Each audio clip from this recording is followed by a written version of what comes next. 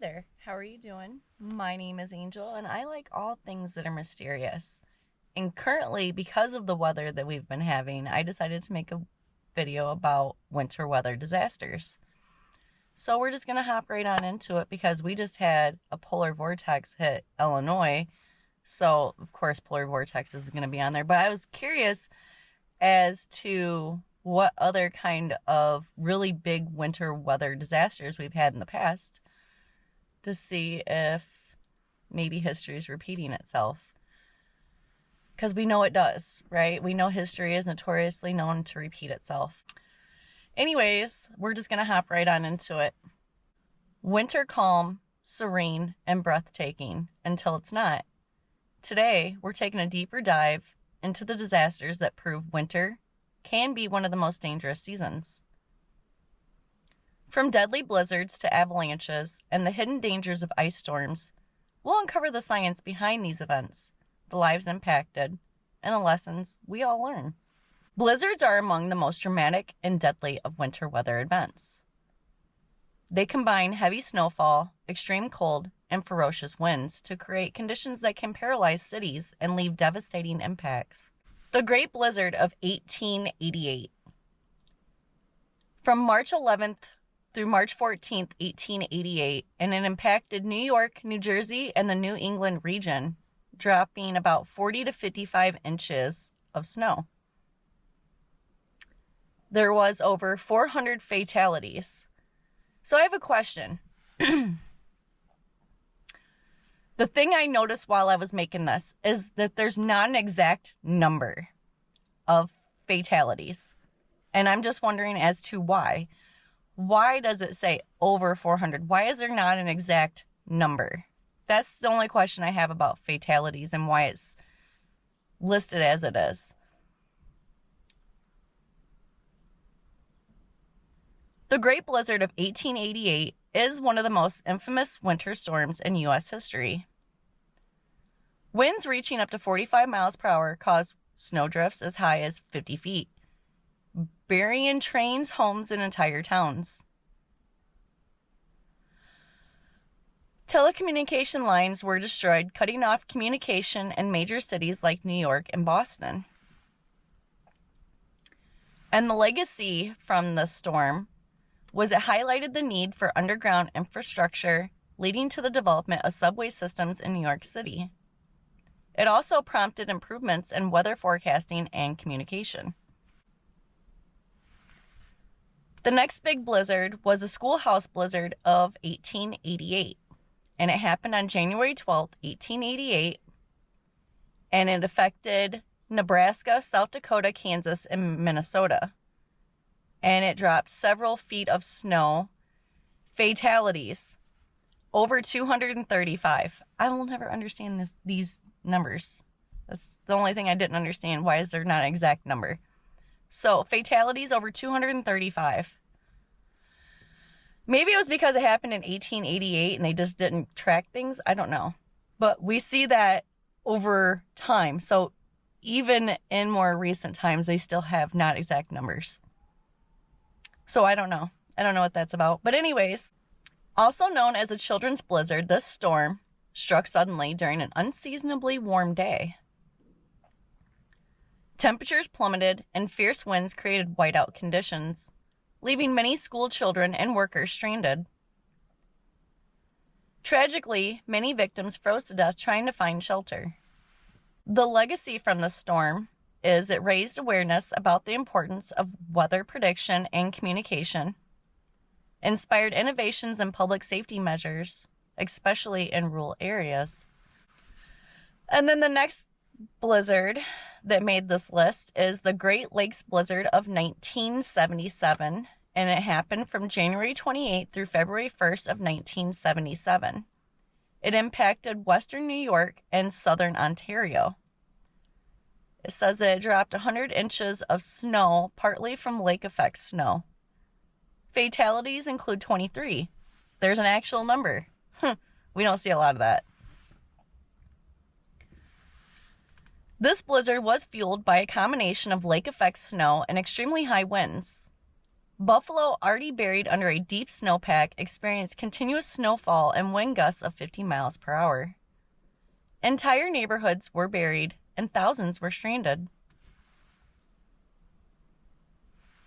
The legacy from the storm is it highlighted the impact of lake effect snow on winter weather events. It also spurred regional investment in better snow removal equipment and disaster preparedness. The next storm is the blizzard of 1947, and it happened from December 26th through December 28th, 1947. It impacted New York City and surrounding areas. It dropped about 26.4 inches of snow in New York City, a record at that time. Fatalities, over 77. There's that weird number again for fatalities. This storm caught New Yorkers off guard with its sheer intensity and snowfall rates. Snow removal was slow as the city lacked sufficient equipment to handle the storm's scale. Entire streets and neighborhoods were inaccessible for days. The legacy behind the storm is it spurred modernization of snow removal efforts in urban cities.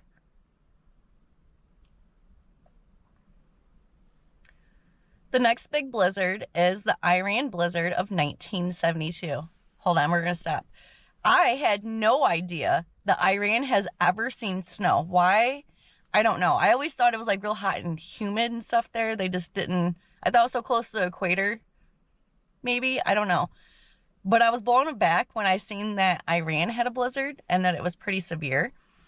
So I looked back to see if they've had more blizzards. Yes, they have. This one was unfortunately the worst one they've ever experienced, which is why it made this list. But just so you know, there has been blizzards and really bad weather in Iran. I would have never guessed. I always thought they were so close to the equator. But anyways, this weather is just insane. Also, we've seen some stuff here recently that is not normal, right?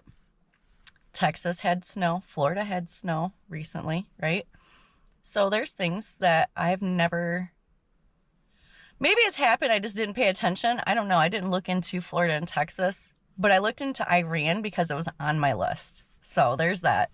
But it just goes to show that it can happen anywhere, right? It can happen anywhere. So anyways, let's get into the Iran blizzard of 1972. It happened from February 3rd through February 9th, 1972. It impacted northwestern, central, and southern Iran. That's like the whole state of Iran. Northwestern, central, and southern Iran. That's insane. They had up to 26 feet of snow in some areas. And the fatalities is 4,000. It's estimated 4,000 fatalities. That is insane. That is the biggest number I've seen on this list. It says the Iran blizzard is considered one of the deadliest in recorded history. I believe that to be true too. Entire villages were buried under massive snowdrifts and rescue efforts were hindered by the extreme conditions. Many survivors were left isolated without food or medical care. And the legacy from this storm is it highlighted the vulnerability of rural and mountainous communities during extreme winter weather. We're going to get started into some more modern day blizzards. I don't know what that was.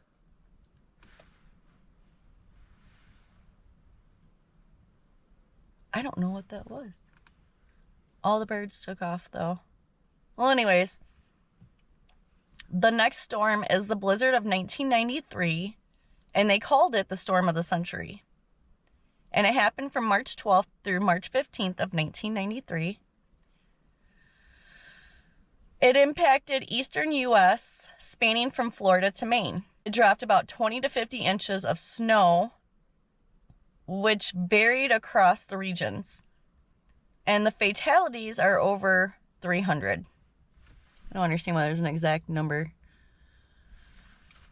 This massive storm brought snow, hurricane-force winds, and extreme cold across 26 states. It disrupted power for millions, caused coastal flooding in the southeast, and grounded over 10,000 flights. The legacy from the storm is it highlighted the need for improved disaster response coordination, and it also remains one of the most well-documented storms in U.S. history. The next storm is the blizzard of 2016. They called it Snowzilla. I don't remember this one. It was so recent, too, 2016. And I don't remember Snowzilla. I don't watch a lot of news, though. That's probably why. Anyways, it happened from January 22nd through January 24th of 2016. It impacted the mid-Atlantic and northeastern U.S. It dropped about 20 to 30 inches of snow in major cities, up to 42 inches in some areas. And the fatalities were over 55. I don't understand why there's not an exact number for fatalities. If somebody knows the answer as to why they're only doing like estimated, or they're all estimated except for certain ones that actually have an exact number. But if anybody knows why they're guesstimating the fatalities, please tell me down in the comments. I don't understand that. Anyways, especially from a storm in 2016. I'm just saying, you should have an exact number. We're in 2016. But anyways, they nicknamed this snowstorm, or this blizzard, Snowzilla. This storm dumped record-breaking snow on Washington, D.C., Baltimore, and New York City. Despite its intensity, advancements in forecasting and preparation helped reduce fatalities compared to earlier storms.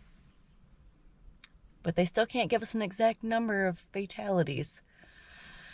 Anyways, the legacy from the storm is it demonstrated the value of modern meteorology and disaster preparedness. And lessons from historic blizzards. 1. Preparation matters. Each of these storms revealed the importance of early warning systems, robust infrastructure, and public awareness. 2. Community resilience. Communities often come together during blizzards, showcasing humanity's ability to adapt and support one another in the face of adversity. I love that. 3, the role of technology. Advances in forecasting, snow removal, and emergency response have significantly improved safety in modern times. Blizzards are not just weather events, they're stories of survival, innovation, and resilience. By studying their history, we not only honor the lives lost, but also learn to better prepare for the future. Now we're going to get into some historic ice storms. So we actually had, I'm not going to call it an ice storm. We didn't have an ice storm, but it was really slippery. There was a lot of black ice here. Very recently. I don't remember exactly when. All these days seem the same. But it had me thinking about ice storms too, right? So I'm really getting into all of these winter weather disasters. So historic ice storms is the next section. And it says, ice storms may lack the visual drama of blizzards or hurricanes, but their impact can be equally devastating. Freezing rain, the primary cause of ice storms, forms a shimmering coat of ice over everything it touches. Beautiful, yet treacherous. Here are some of the most catastrophic ice storms in history, highlighting their damage, human impact, and lasting lessons. So, the first big ice storm on this list is the North American ice storm of 1998. It happened from January 4th through January 10th of 1998. It impacted eastern Canada and the northeastern U.S., Quebec, Ontario, New York, and Maine. Ice accumulation was between 3 to 5 inches in many areas. Fatalities: 35 in Canada. Good job for keeping track of people. 17 in the U.S. Congratulations, U.S. You finally got on board and got an exact number here. The economic damage was between $5 to $7 billion. This storm remains one of the worst ice storms ever recorded. Rainfall froze on contact with cold surfaces, creating a thick layer of ice that brought down power lines, trees, and entire structures. Over 4 million people lost electricity, some for weeks. In rural Quebec, Entire communities were isolated, relying on emergency airlifts for food and medical supplies. And the legacy from this ice storm is it highlighted the vulnerabilities in aging power grids, and it also spurred investment in ice-resistant infrastructure and emergency response planning in Canada. The next big ice storm was the ice storm of 1940. It happened from January 22nd through January 24th of 1940. It impacted the Midwest, U.S., Illinois, Indiana, and surrounding states. Illinois is the worst weather here, I swear to God. We get extreme everything. We get extreme cold, extreme heat. We get everything. You think we'd be resilient. We're not. We're not. We're not in Illinois. Even though we see a lot of this crummy weather. But anyways, the ice accumulation was between 1 to 2 inches, and fatalities was 25. Hold on. So we have an exact number 1940, but we couldn't do an exact number in 2016. Okay. It's good to know. Economic damage. Severe, though not well documented due to the era. But you documented enough that you know how many people actually lost their lives, where a lot of these other ones, they don't. And they were supposedly more documented. So anyways, I don't understand. This storm wreaked havoc in the Midwest, leaving thousands of residents in freezing conditions without heat or electricity. The storm hit during an already harsh winter, compounding its impact. Livestock froze to death in fields, and countless trees were destroyed by the weight of the ice. And the legacy from this ice storm is it's one of the first storms to highlight the dangers of widespread rural power outages. The next storm is the Southern Ice Storm of 1951, and it happened from January 28th through January 31st of 1951. It impacted southeastern U.S., which includes Tennessee, Arkansas, and neighboring states. The ice accumulation was up to 2 inches in some areas. Fatalities estimated 25 to 30. And the economic damage, millions in damages adjusted for inflation. This storm paralyzed the southeastern U.S. in an area ill-equipped for icy conditions. The heavy ice buildup brought down power lines, leaving hundreds of thousands without electricity. Roads were impassable, and even emergency vehicles struggled to operate. And the legacy from the storm is it exposed the region's lack of preparedness for extreme winter weather, leading to improved emergency planning. The next ice storm we have is the ice storm of 1961. The date, December 22nd through December 5th of 1961. It impacted northeastern U.S., which includes New York, New England, and surrounding states. Ice accumulation up to 2 inches. Fatalities estimated between 15 and 20. Economic damage significant but poorly documented. This storm was infamous for its destructive impact on infrastructure. Power lines snapped under the weight of the ice, causing massive outages across the region. Transportation ground to a halt, and emergency services were overwhelmed. And the legacy from the storm is it reinforced the need for winterized infrastructure in the Northeast. The next storm we have is the ice storm of 2013, and it's called December Ice Storm.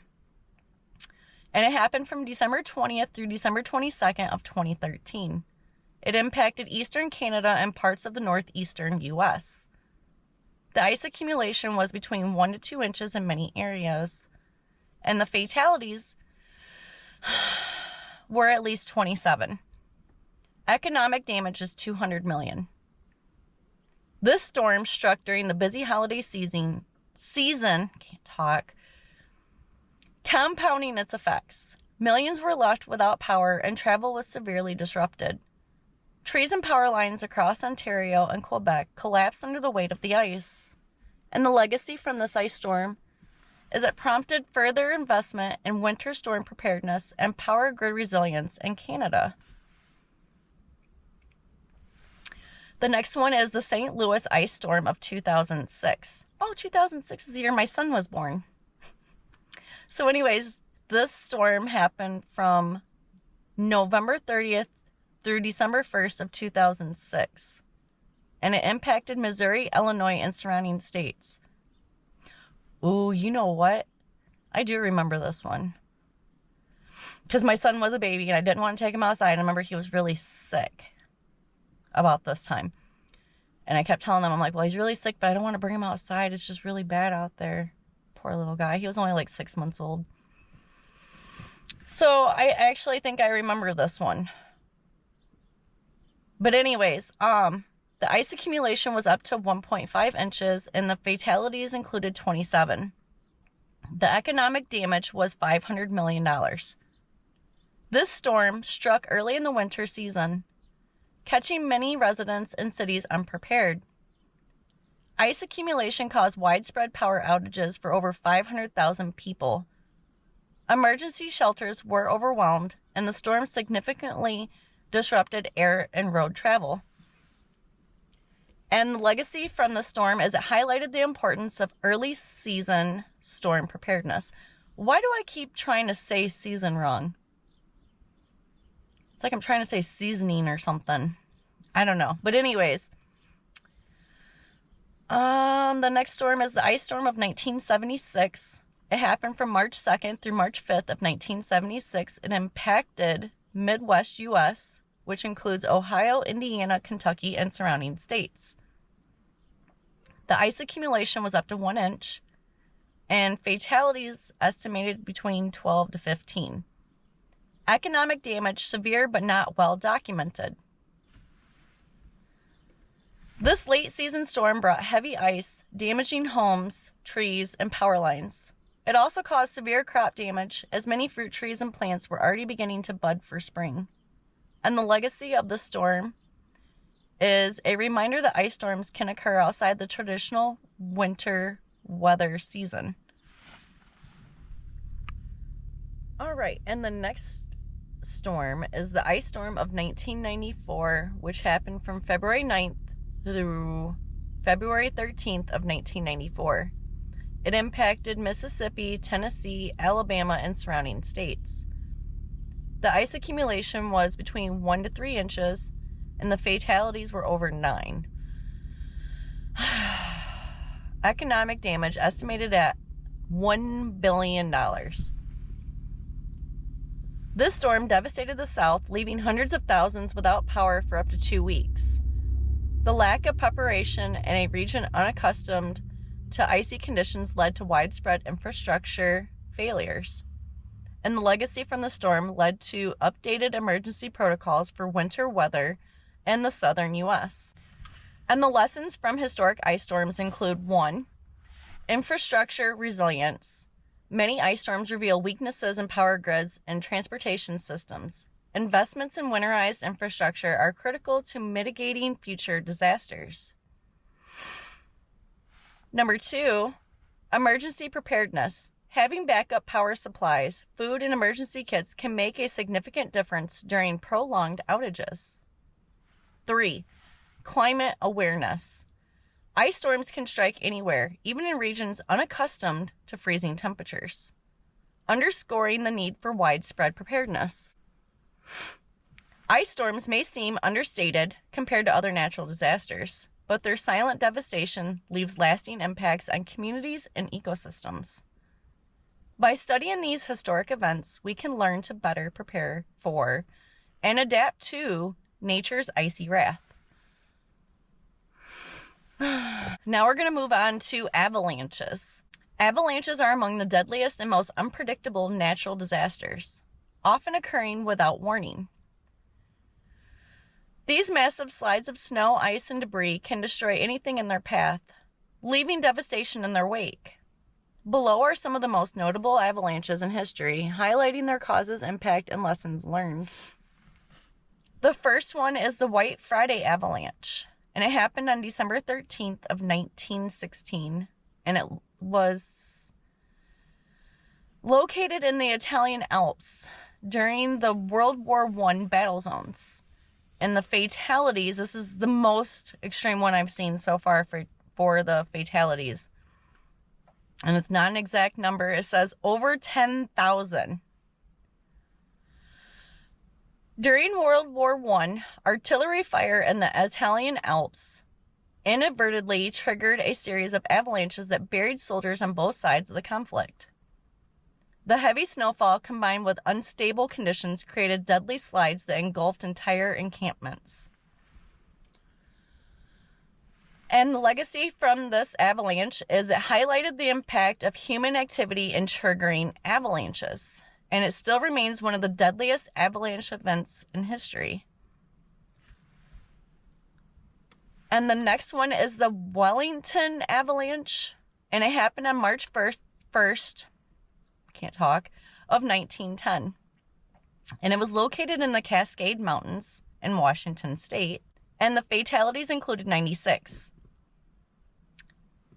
So in 1910, we actually had an exact amount of fatalities, but we can't get that in earlier time or more recent times. But anyways, the Wellington Avalanche is the deadliest avalanche in U.S. history. After 9 days of heavy snow, a massive slide swept 2 passenger trains off their tracks and into a ravine. The disaster was exacerbated by railroad's isolated location, making rescue efforts difficult. And the legacy from this avalanche is it led to the construction of avalanche sheds to protect railway lines. It also spurred improvements in snow monitoring and safety measures for railroads. The next one is the Blons Avalanche, and it happened on January 11th and 12th of 1954, and it was located in Blons, Austria, and the fatalities were 125. A small village in Austria was struck by 2 avalanches in rapid succession. The first avalanche destroyed homes and killed dozens, while the second hit during rescue efforts, burying rescuers and survivors alike. The legacy from this avalanche is it highlighted the importance of cautious and well-planned rescue operations. It also triggered advancements in avalanche forecasting and village protection measures. The next one is the Peru Avalanche, and it happened on May 31st of 1970. Anyways, the location was Ancash region, Peru, and fatalities approximately 20,000. So we're getting there. Okay, so an earthquake triggered a massive avalanche on Mount, I'm not going to be able to pronounce this name, Huascaran, causing a mix of ice, snow, and rock to descend at speeds up to 300 kilometers an hour.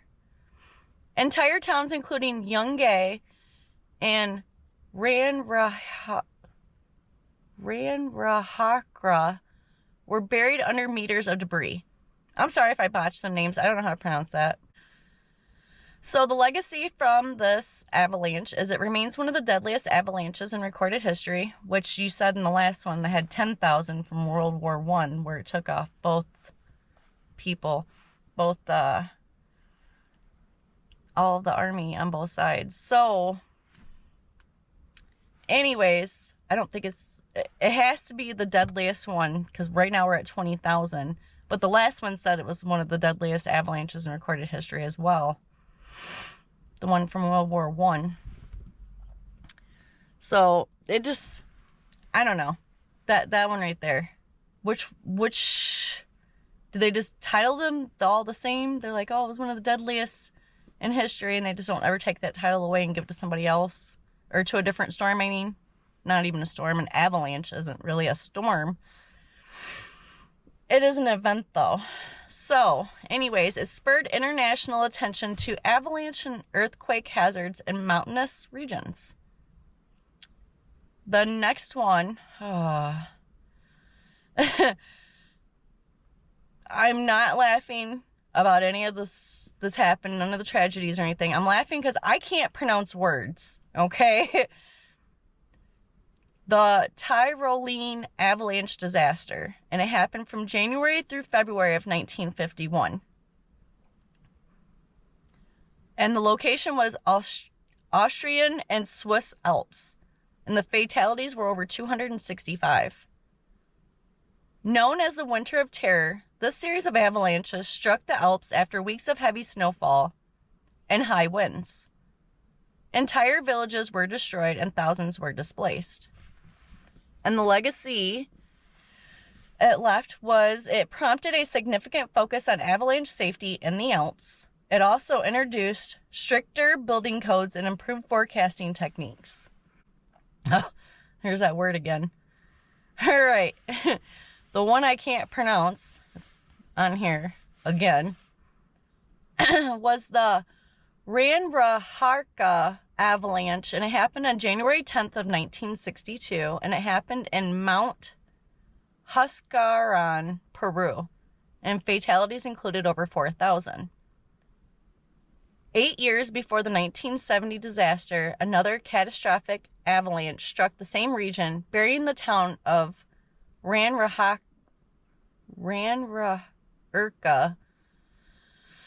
I don't think I pronounced any of that right. I'm very sorry about that.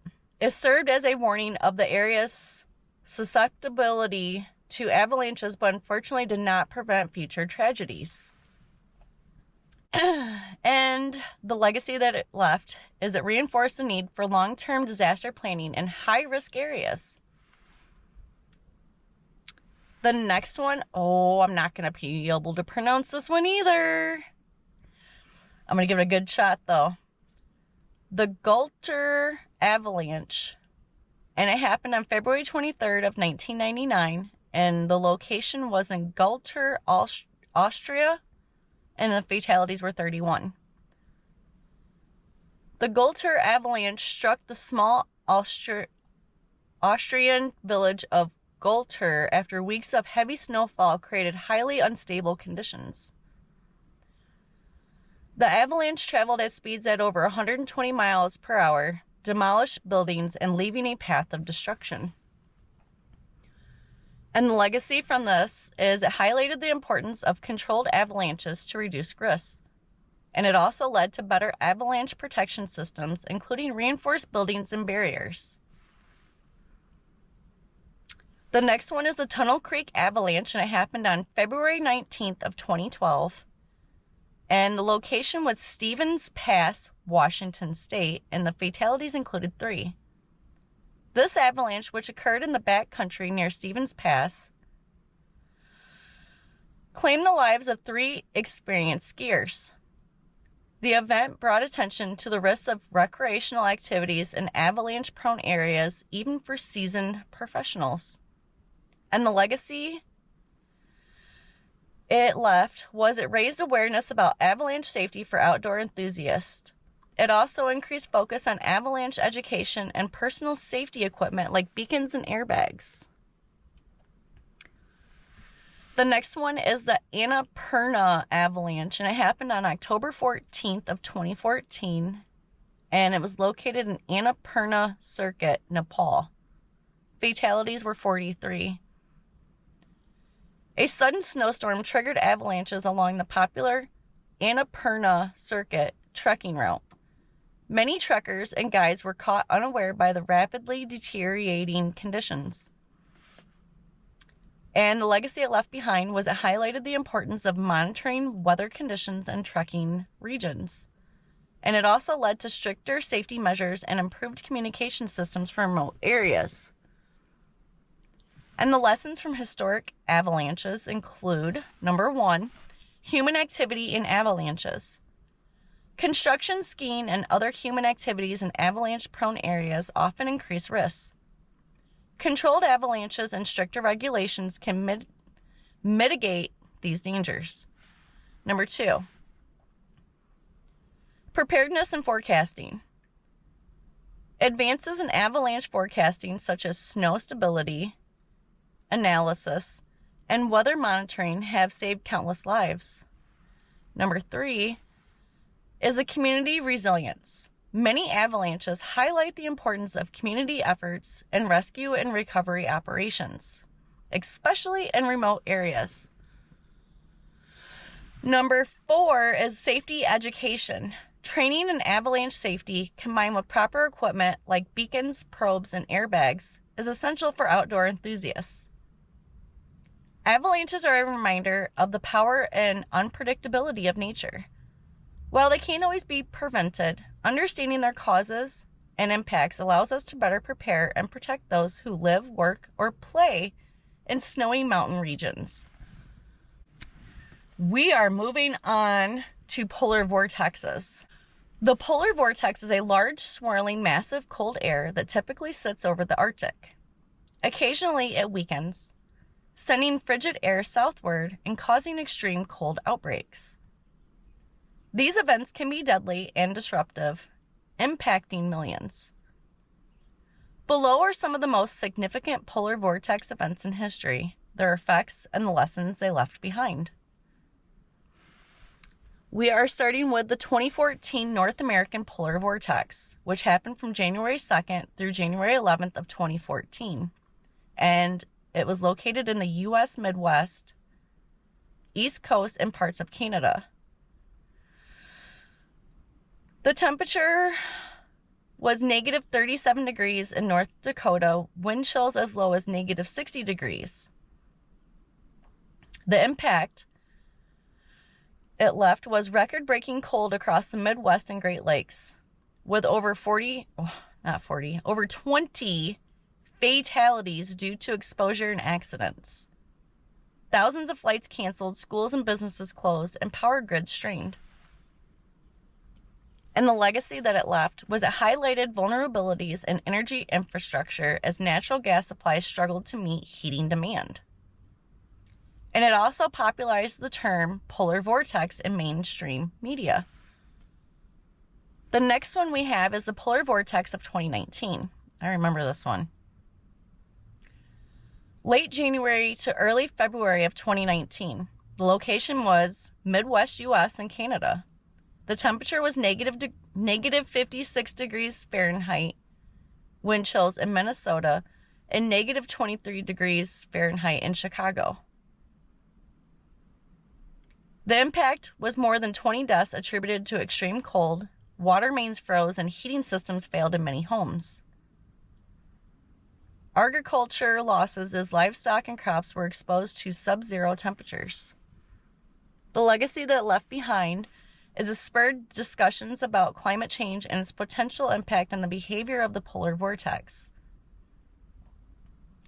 It also prompted improvements in cold weather preparedness, such as emergency warming centers. Then we are moving on to the Great Arctic Outbreak of 1899, and it happened in February of 1899. It was located in the eastern U.S., Midwest, and South. Temperatures included negative 16 degrees Fahrenheit in Washington, D.C., and negative 2 degrees in Tallahassee, Florida. The impact was one of the coldest events in U.S. history, with temperatures below freezing reaching as far south as Florida. Rivers, including parts of the Mississippi, froze solid. Severe crop losses, especially citrus in Florida. And the legacy that it left behind was it highlighted the far-reaching effects of polar air intrusions, even into typically warm regions. The next one is the Siberian Express of 1985, and it happened from January 20th through January 22nd of 1985, and it was located in eastern and southeastern U.S. Temperatures included negative 30 degrees Fahrenheit in Illinois and negative 4 degrees Fahrenheit in Jacksonville, Florida. The impact was over 165 fatalities due to hypothermia and cold-related accidents. Orange groves in Florida were devastated, causing millions in agricultural losses. Power outages and infrastructure damage from freezing temperatures. And the legacy that left behind was this one was known as the Siberian Express due to its origin in Arctic Siberia. It reinforced the importance of winterizing infrastructure even in southern states. The next one is the Polar Vortex of 1977, and it happened on January of 1977, and it was located in eastern U.S., Midwest, and Canada. Temperatures included negative 25 degrees Fahrenheit in Ohio, with record-breaking wind chills.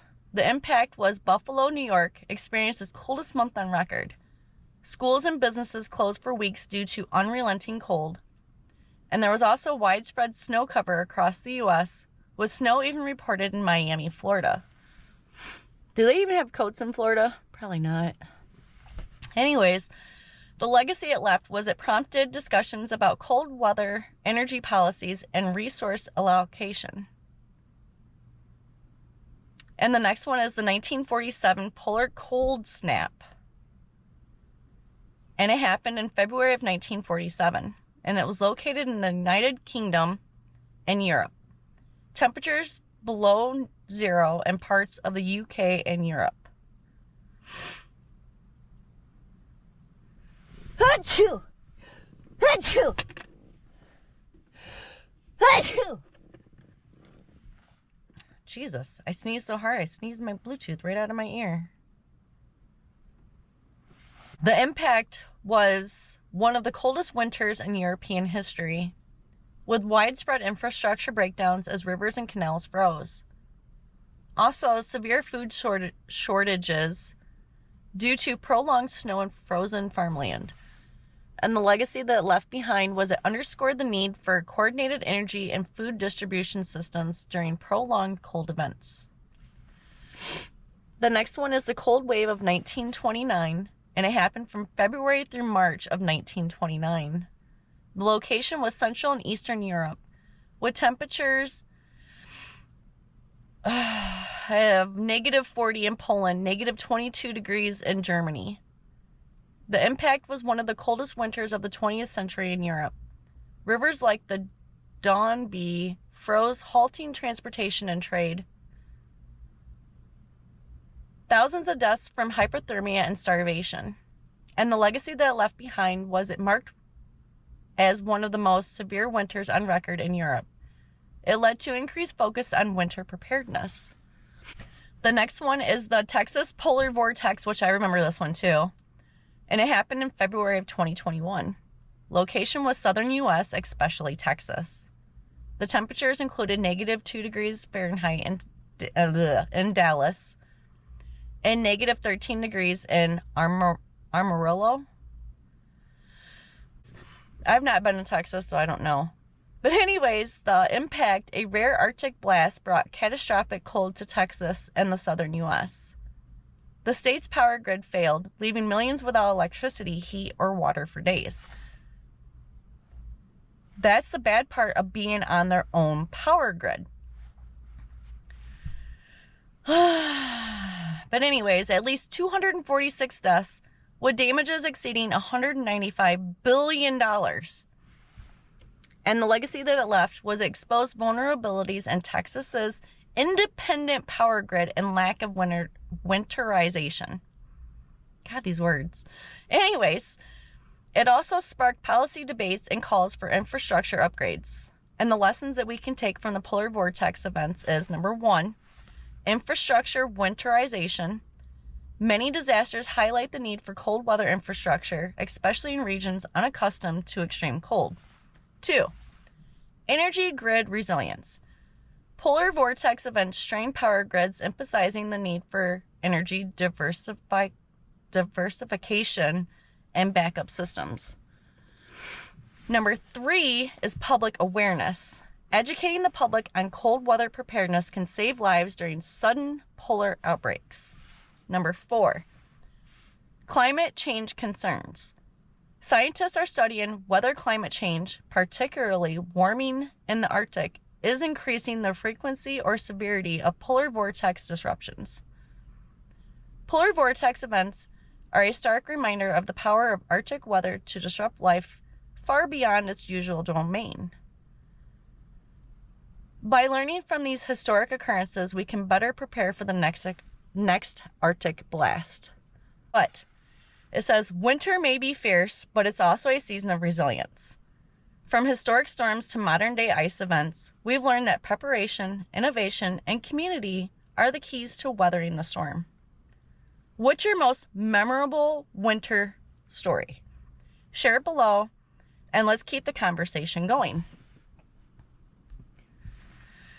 And as always, you know, I appreciate you so much for watching my video. If you liked this video, go ahead and give me a thumbs up. If you would like to see more videos like this, go ahead and subscribe. And as always, I so appreciate you for watching my video and sticking around to see what kind of winter weather disasters we've seen in the past and what we could possibly see in the future. Because like I keep saying, history likes to repeat itself, okay? So let's try to take lessons from the past.